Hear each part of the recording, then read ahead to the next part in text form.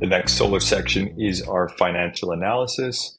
So at the very top here, we see payment type and we have cash or financing. We'll look at financing first, and we now have our price per watt. So this is the price we are charging to our homeowner per watt for this project.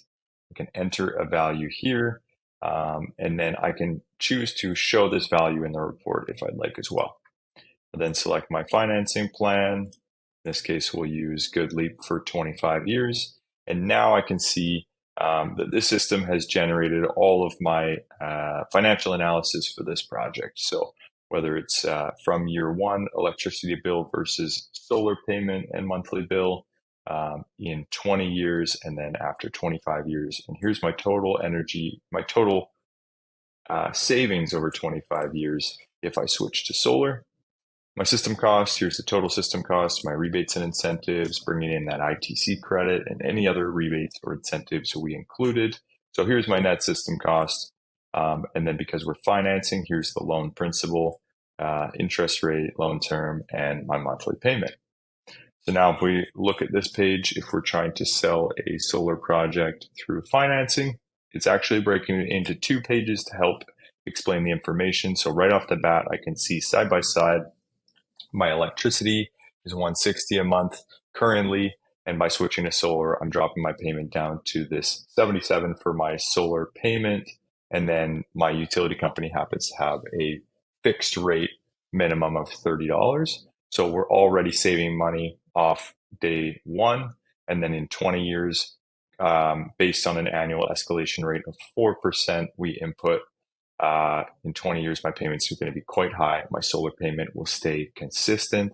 And then after 25 years, my utility payment will continue to go up and will go up every year after that.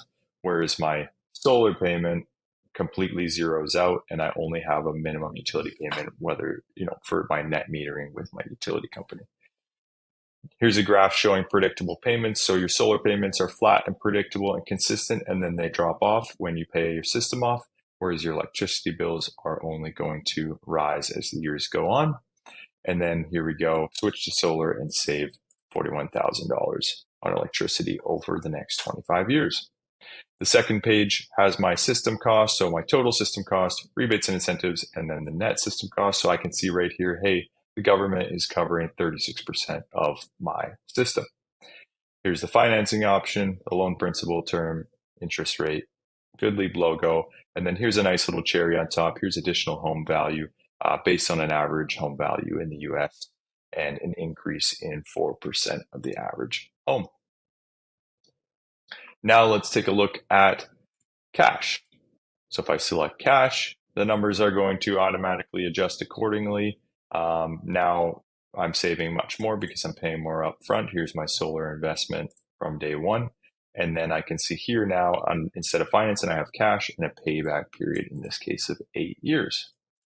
If I view this page, you're going to see a lot of similarities, but a couple of differences. Electricity and solar side by side right off the bat. So over the next 25 years, here's what I'll be paying for electricity, and here's my total cost if I switch to solar. So you can see huge savings right off the bat. And now I can see here's my cost of doing nothing. It's $79,000. Again, pulling this number. If I invest $14,000 today, I'm going to save a very large sum. So my total savings over the next 25 years is $50,000 if I am paying cash. Again, system cost, here's my total system cost, rebates and incentives at 36%. So here's my net system cost, what I'm paying cash. My payback period, it's going to take me 8 years to pay this back and get $14,670 of savings. And then, of course, again, my additional home value of $14,000 based on the average home price.